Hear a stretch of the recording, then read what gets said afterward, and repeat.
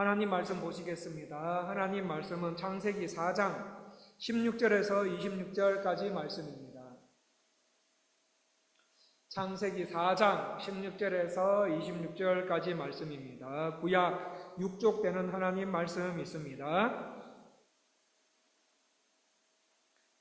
구약 6족 되는 하나님 말씀 창세기 4장 16절에서 26절 말씀 다 찾으셨으면 다 일어나셔서 거룩하신 하나님 아버지의 말씀을 받들어 봉독하시겠습니다. 우리 교독하시고 26절은 합독하시겠습니다. 16절입니다. 가인이 여호와 앞을 떠나서 에덴 동쪽 놋 땅에 거주하더니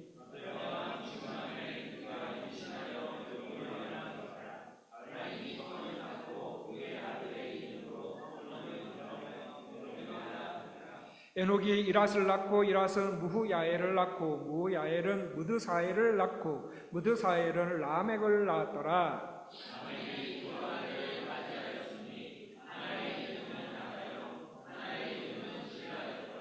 아다는 야발을 낳았으니 그는 장막에 거주하며 가축 치는 자의 조상이 되었고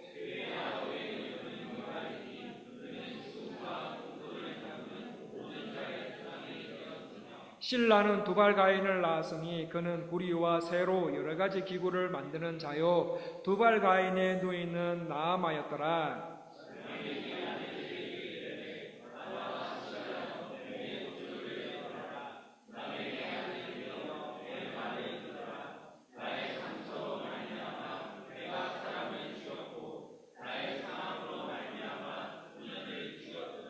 가인을 위하여는 벌이 700일진데 라멕을 위하여는 벌이 77배이리로다 하였더라.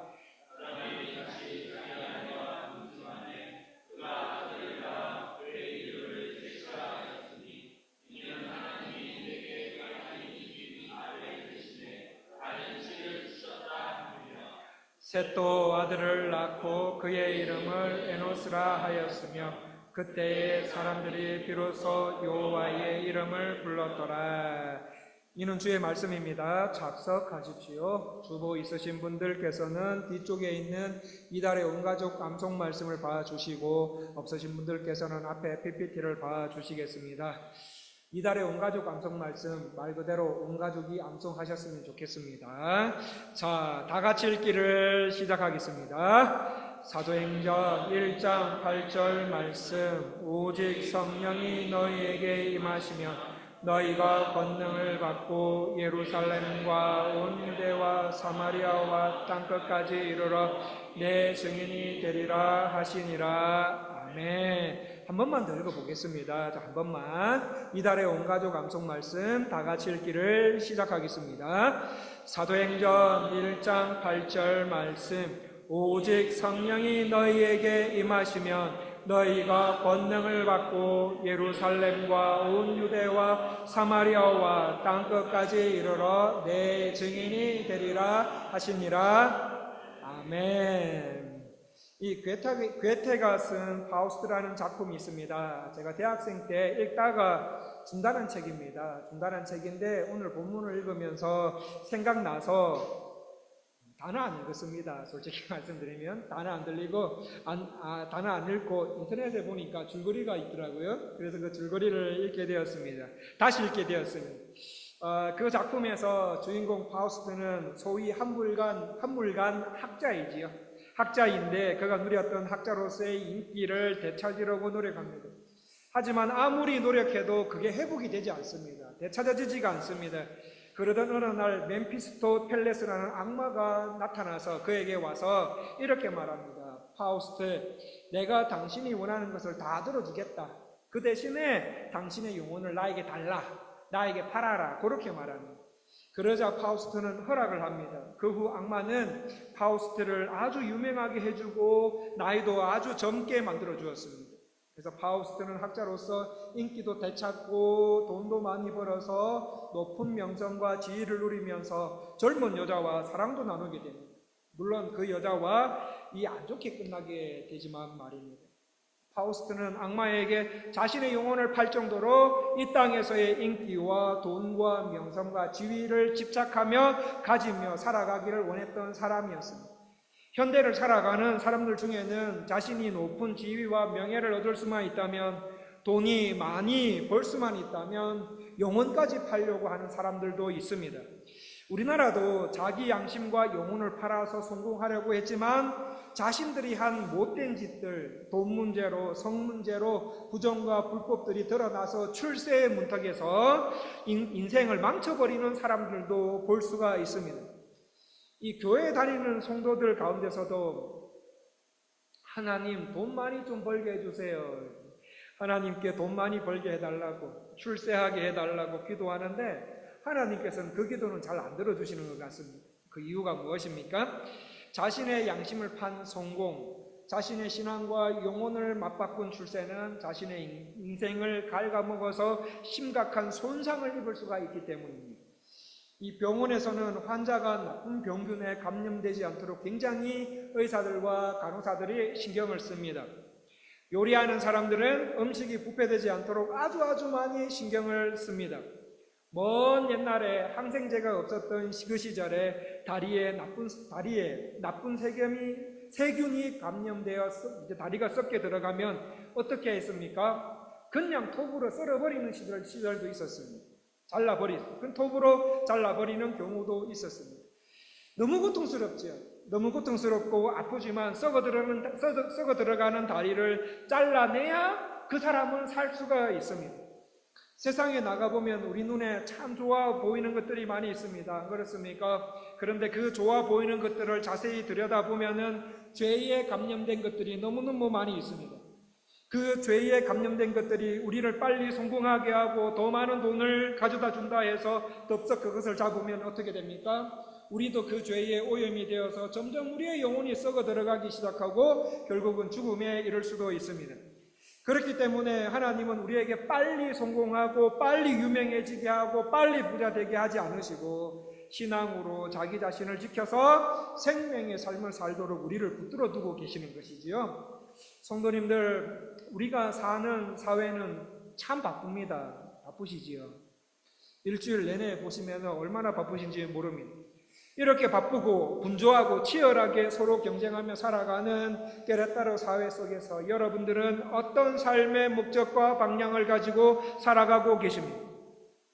우리 주변에 어떤 사람들은 열심히 일해서 번 돈으로 자기 하고 싶은 것 하며 사는 것이 인생의 목적처럼 생각하며 살아갑니다. 또 어떤 사람들은 자신을 개발하고 발전시켜 자아를 실현하며 사는 것이 인생의 목적이라고 생각하는 사람들도 있습니다.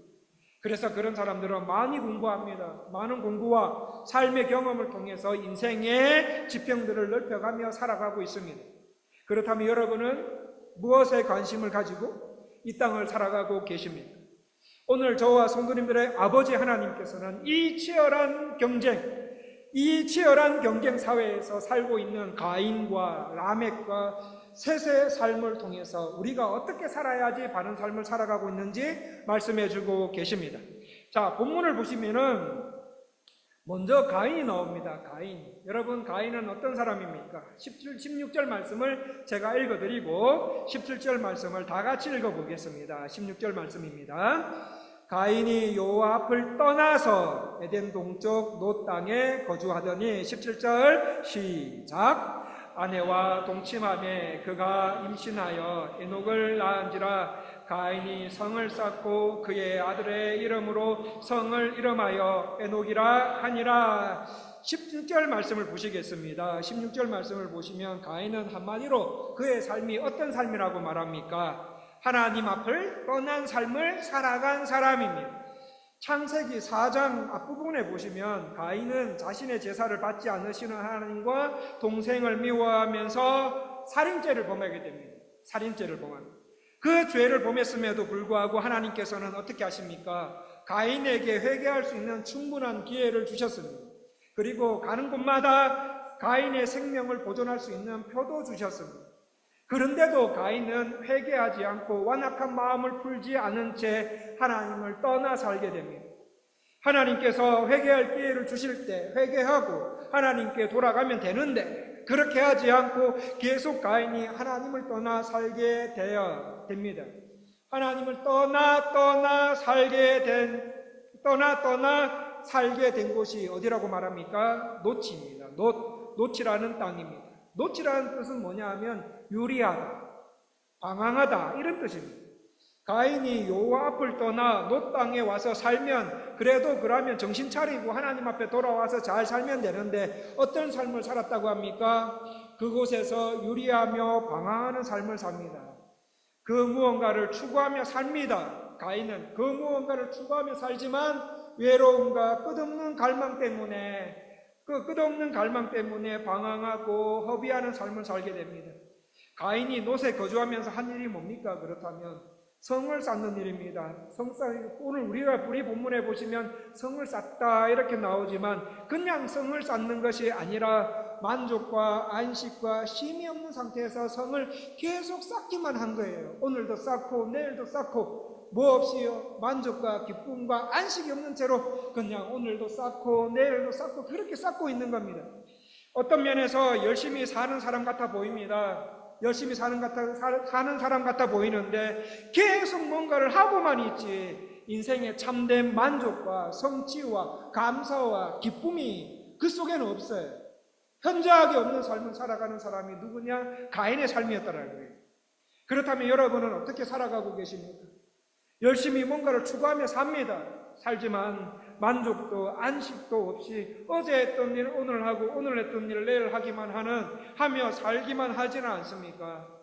가인은 성만 계속 지으면서 나는 누구인가? 이 땅에서 왜 태어났는지 무엇을 하며 살아야 올바른 삶인지 이런 생각 없이 그냥 피땀 흘려가면서 성 짓는데 바빠. 성 짓는 것도 바쁜데 내가 그것까지 언제 생각하냐 하면서 막 피땀 흘려가며 성만 열심히 이런 생각 없이 성만 열심히 짓다가 아들에게 지은 성을 돌려주고 자신은 계속 방황하는 삶을 삶은 사람이 누구냐? 가인의 삶이었다는 겁니다. 성도 여러분, 하나님을 떠난 삶은 열심히 뭔가를 추구하며 살지만 결국은 방황하게 되어 있습니다.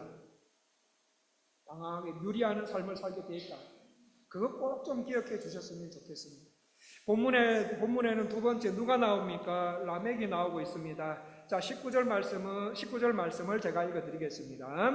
라멕이 두 아내를 맞이하였으니 하나의 이름은 아다요 하나의 이름은 실라였더라. 본문에 나오는 라멕은 아담의 7대손입니다. 7대손이요 가인에게는 6번째 후손입니다. 아마도 이 라멕은 고대 사회에서 제일 두드러진 인물 중에 하나였을 것 같습니다. 왜냐하면 결혼을 몇 번 했습니까? 2번 했어요. 2번이나 했기 때문입니다. 왜 이게 제일 두드러진 인물 중에 하나라고 소개를 하는가 하면 제가 말씀드린가 하면 우리 아버지께서 뭐라고 말씀하셨습니까? 인간을 창조하신 후에 한 남자와 한 여자가 만나서 가정을 이루면서 살라고 말씀하셨지요. 근데 우리 아버지께서 이 말씀을 하신 후에 그렇게 오랜 세월이 지나지 않는 때에 이 라멕이 살고 있었던 거예요.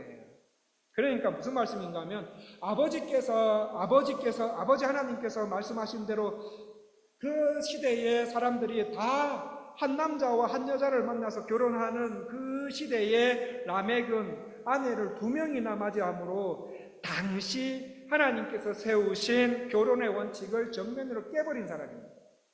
그렇게 해서 결혼해서 낳은 자녀들이 어떤 사람들입니까? 우리 먼저 첫 번째 아내인 아다에게서 두 아들이 태어납니다. 첫 번째 아내, 첫 번째 아들 야발은 20절에 보면 직업이 뭡니까? 가축 기르는 자입니다.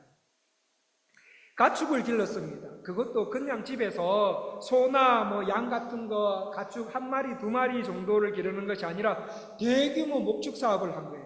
대규모 목축 사업을 해서 아주 크게 돈을 벌어들여 거부가 된 사람입니다. 그리고 아다가 낳은 두 번째 아들 유발은 21절에 보시면 수금과 퉁소를 잡는 모든 사람들의 조상이 되었다 이렇게 말합니다. 여기서 문화인류학자들은 아담 직후에 살았던 사람들은 손에 막대기를 쥐고 손에 막대기나 돌로 깎아 만든 것을 들고 다녔을 거라고 생각하고 있습니다. 그런데 그 시대에 대부분 그렇게 살았던 그 시대에 유발은 뭐합니까? 악기를 만들어요. 악기를 개발해서 현악기와 관악기를 만들어서 불었다고 합니다. 여러분, 유발이 악기를 한번 상상해 봅시다. 유발이 악기를 막 퉁퉁퉁 하면서 그 시대에 연주했을 때 그 아름다운 소리에 얼마나 사람들이 좋아했을지 한번 생각해 보십시오. 그 시대는 저주받은 시대예요. 지금도 그렇지만 저주받아 에덴 동산에서 쫓겨나온 그 슬픔이 가득한 이 시대에 범죄하여 저주받은 이 땅에서 여자는 여자대로 남자는 남자대로 각각 지은 죄에 대한 합당한 형벌을 받으며 살아가야 되니까 그 사람들 얼마나 그들의 인생에 많은 상처와 힘듦이 있었겠습니까? 그래서 그 사람들의 삶 속에 있는 무미건조함을 달래주기 위해서 유발이 수금과 퉁소를 잡고 퉁퉁퉁 하면서 연주를 할 때 그 악기에서 흘러나오는 아름다운 선율에 많은 사람들이 고된 삶 속에서 말로 할 수 없는 위로와 기쁨을 얻게 되었을 것 같습니다. 여러분, 라멕의 가정에는 사업을 너무 잘하는 아들이 있었어요. 사업을 너무 잘해서 거부가 된 아들이 있었고, 또 한 아들은 아들로 인해서 인류의 예술과 문화가 개발이 되고 시작되고 발전되어 가고 있습니다. 우리 가족에도 이런 아들 있으면 얼마나 좋을까요?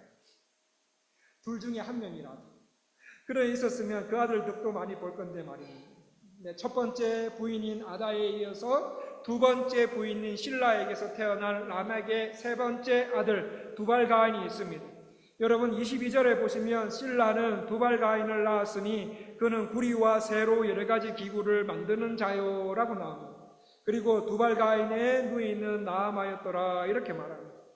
이 시대에 사는 대부분의 사람들이 손막대기나 돌을 깎아 만든 기구를 가지고 일하러 다닐 때 두발가인은 뭘 만들었습니까? 구리와 쇠를 이용하여서 여러 가지 기구들을 만들었던 사람입니다. 오늘날로 말하면 아주 높은 수준의 기술자 또는 과학자라고 말해도 될 것 같습니다. 우리 아버지께서 범죄한 사람들에게 이렇게 말씀하셨지요. 너희는 땀을 흘려야 먹고 살 것이다. 이렇게 말씀하셨지 않습니까? 그래서 사람들은 어떻게 삽니까? 저주받아서 가시와 엉겅퀴가 나 있는 이 땅 속에, 그 땅 속에 있는 돌뿌리들을 제거하고 풀을 뽑고 그리고 흙을 평평하게 막 갈고 하면서 땀을 많이 흘려야 먹을 것을 얻을 수 있었던 그 시대였습니다.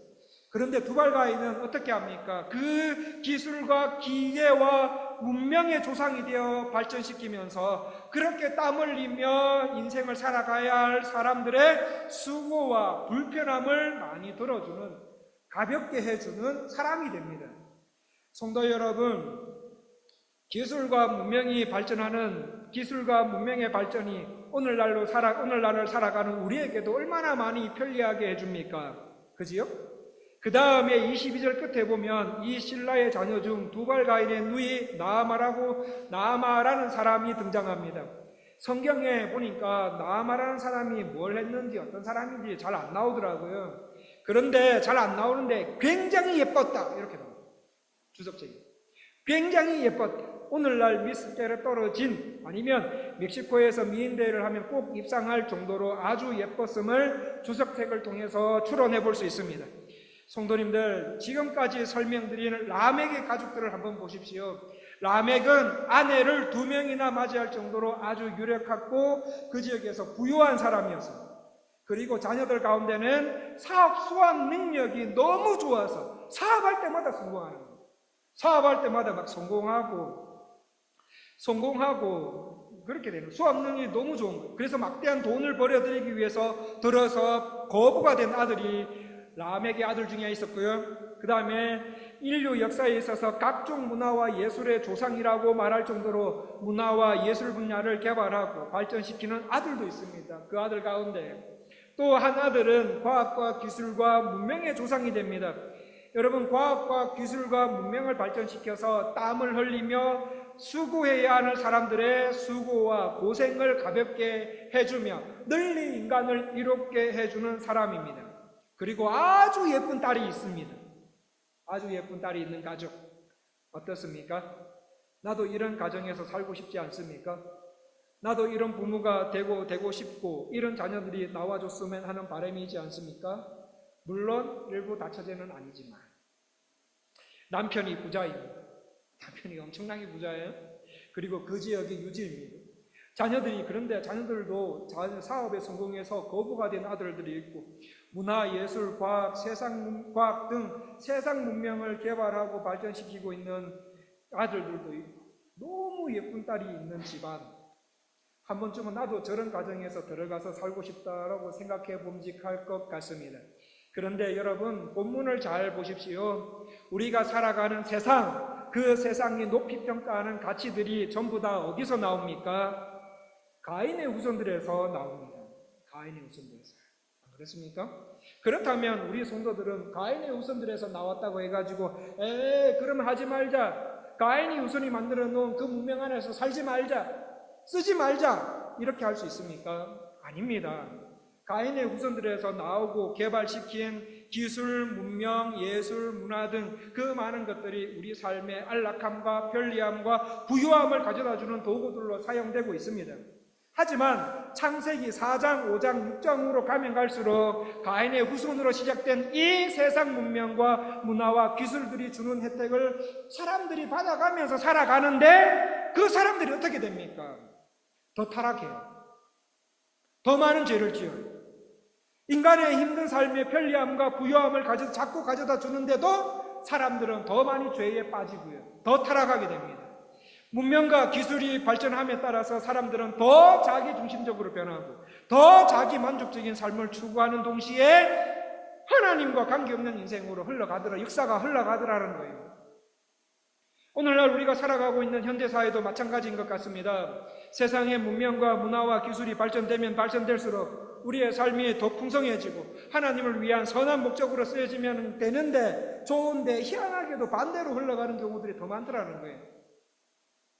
그래서 어떤 사람들은 돈을 엄청나게 버는 사람들이 있는 반면에 아무리 노력해도 가질 수 없는 양극화 현상이 일어나는 시대에 살기도 합니다.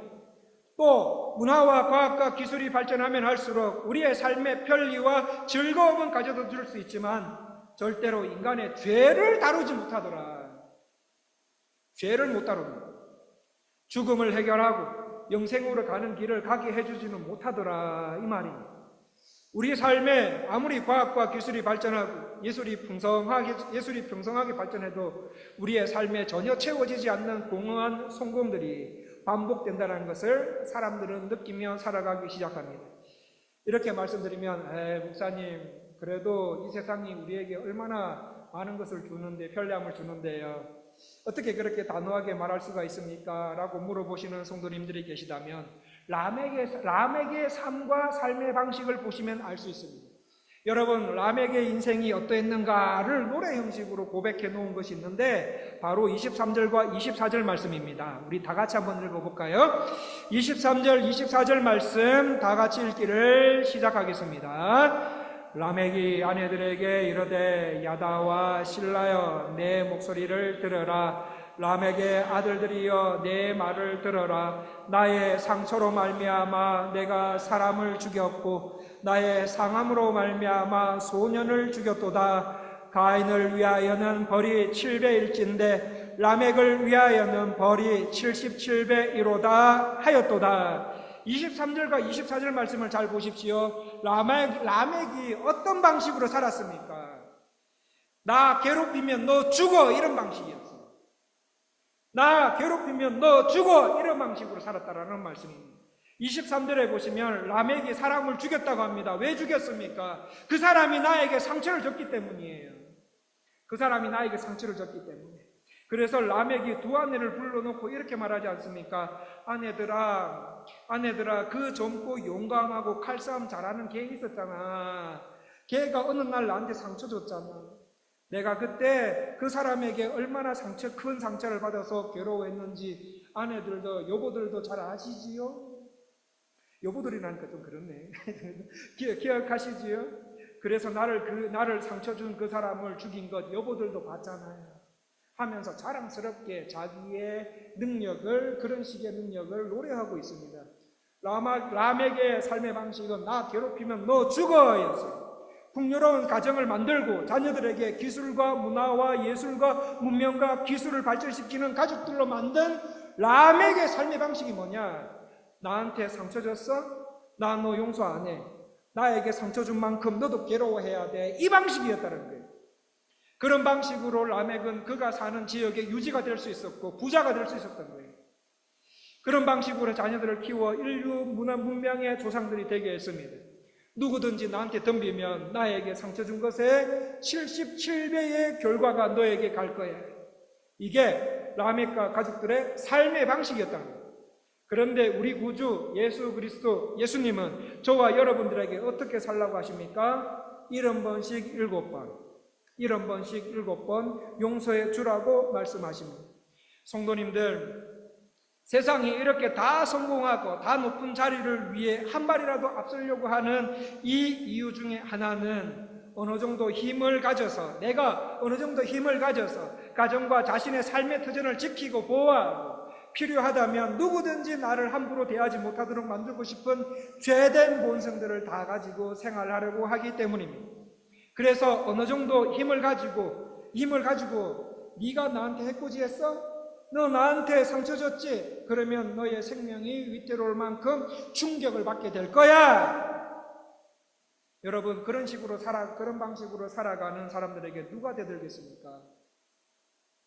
그럼에도 하나님께서는 여러분과 저에게 77배의 저주를 선포할 수 있는 그런 삶 말고 77번을 용서하는 그 미련하고 세상 사람들이 봤을 때 정말 미련한, 그리고 어리석어 보이는 십자가의 삶을 살도록 말씀하고 계십니다. 세상은 자식이나 자신을 통해서 내가 가지고 있는 돈과 능력과 힘과 탁월함 그거 봤지? 내 아들 두발가인이 나에게 만들어진 그 특수한 칼로 내가 어렵지 않게 그 사람을 찔러 죽였잖아. 그 사람을 찔러 죽여서 나에게 상처 준 대가를 치르겠다고 자랑하면서 노래 형식으로 막 하면서 흥얼거리면서 말합니다. 그런데 성도는 이 땅을 살면서 오른뺨을 맞았는데 왼쪽 뺨을 돌려대고, 오리를 가자는데 십리를 가고, 실패자 같아 보이고 힘이 없는 사람처럼 보이고 비겁한 사람들의 상징인 것 같아 보이는 용서를 70번씩 7번, 77번 반복하면서 이 땅을 살아가는 사람들이 바로 성도라고 말하고 계십니다. 여러분, 라멕과 우리 성도들은 같은 땅에서 삽니다. 같은 땅에서 살지만 다르게 살아야 되겠지요. 하나님 아버지께서는 우리에게 가인도 아니요 라멕도 아니요 세 번째 셋의 후손이 살았던 삶을 살아가라고 말씀하고 계십니다. 자, 그렇다면 셋의 후손이 살았던 삶이 무엇입니까? 25절 말씀을 제가 읽어드리고 26절 말씀을 다 같이 읽으시겠습니다. 25절 말씀입니다. 아담이 자기 아내와 동침하매 그가 아들을 낳아 그의 이름을 셋이라 하였으니 이는 하나님이 내게 가인을 죽인 아벨 대신에 다른 씨를 주셨다 하며. 26절 말씀 시작. 셋도 아들을 낳고 그의 이름을 에노스.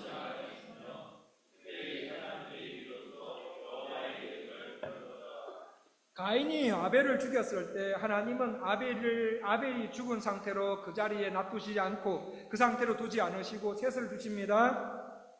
그 셋이 자라서 에노스라는 아들을 낳았는데 그 에노스 시대부터 주의 백성들이 뭐 했다고 합니까? 여호와의 이름을 부르기 시작했다라고 말씀하십니다. 하나님의 이름을 부르기 시작했다. 제가 말씀 준비하면서 이 말씀을 두고 우리가 세상을 살아가면서 참 성도다움과 그리고 참 교회다움이 어디서 나올까라는 질문을 해보았습니다. 이 질문에 지난 40년 동안 한국교회와 해외 한인교회는 우리가 자녀들을 어떻게 해요? 우리가 자녀들을 야발, 유발, 두발가인 나마처럼 길러면 된다. 우리 교회에 오는 영유아부, 그리고 유초동부, 중고등부, 청년대학부 학생들을, 지체들을 잘 길러서 야발처럼 만들면 되고 유발처럼 만들면 되고 나마와 같은 사람들을 만들어내면 교회는 교회다워지고 성도다워지면서 세상을 섬길 수 있다, 이렇게 가르쳐 온 적이 있습니다. 그런데 오늘 본문을 보시면 하나님께서 뭐라고 말씀하십니까? 교회는 그런 방식으로 세상과 승부하지 않는다라는 거예요. 그런 방식으로 승부하지 않는다. 어떻게 세상과 승부합니까? 하나님의 이름을 부름으로 승부한다는 거예요. 하나님의 아들을, 하나님의 이름을 부르고 짓고 하나님을 찾고 하나님을 아는 지식을 보존하고 전수해 주는 것에 교회와 성도의 생명이 있고 세상과의 싸움에서 승리하는 비결이라고 우리 구주 말씀하고 계십니다. 여러분, 주의 백성이 이 땅에 살면서 과학과 문명을 발전시키고 기술을 발전시키는데 있으면 안 된다라는 말이 아닙니다. 하나님이 허락하시면 가면 돼요. 그런데 뭐라고요? 그게 메인이 아니라는 거예요. 그게 메인이 아닙니다.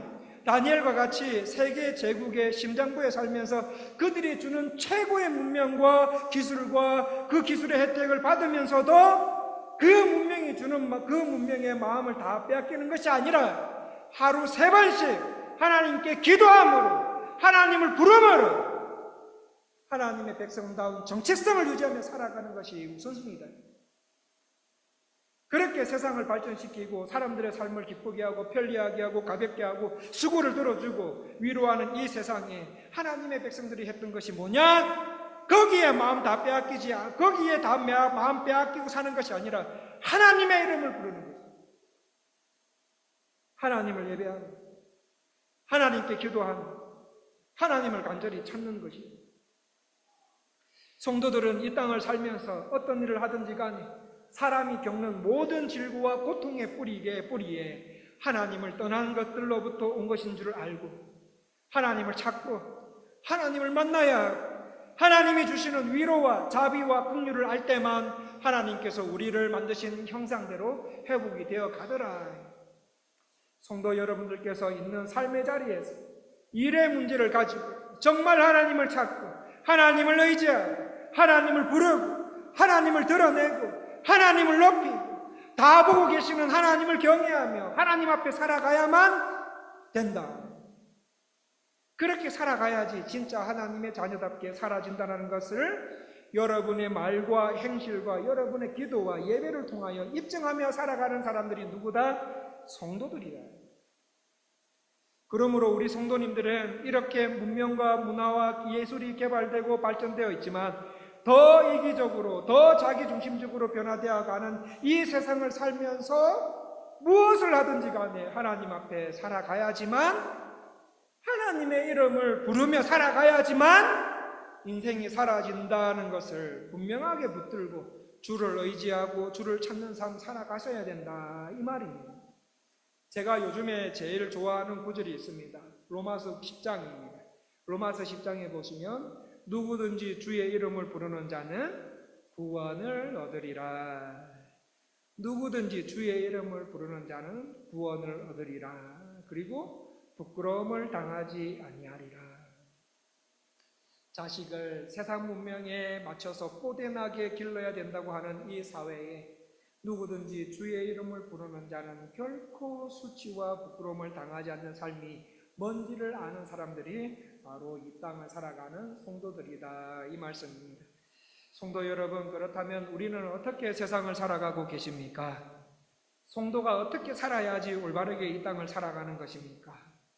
다 한 번씩 영향력 있게 이 땅에 태어난 이상 한 번씩은 다 영향력 있게 한번 우리 자녀들과 나를 한번 뛰쳐나 영향력 있게 한번 살아가 봐야지. 또 뭔가 한 번씩 영향력 있게 제대로 뭔가 한 번쯤 사는 것처럼 살고 싶으십니까? 그보다 다른 곳으로 떠나기 전까지 이곳이 주님이 있으라 곳인 줄 알고 열심히 하나님을 찾고 간절히 하나님을 부르고 절대적으로 하나님을 의지하고 하나님을 예배하고 기도하며 살아가는 성도들이 다 될 때 성도다움과 교회다움의 은혜를 이 세상에서 누리게 되실 것입니다. 이번 한 주도 오늘 말씀대로 순종하시는 은혜를 하나님께서 성도님들 한 분 한 분께 다 주셔서 하나님께서 말씀하시는 올바른 삶, 복음에 합당한 삶을 사시는 주의 백성들 다 되시기를 간절히 원합니다. 기도하겠습니다. 하나님 아버지, 우리 성도님들이 가인의 삶을 따라가지 말게 하시고 라멕과 그의 가족들의 삶을 따라가지 말게 하시고 에노스 때의 주의 백성들이 신앙생활 했던 것처럼 하나님의 이름을 부르며 살아가는 주의 백성들과 주의 백성들의 자녀들이 다 되게 하여 주시옵소서. 예수님 이름으로 기도합니다.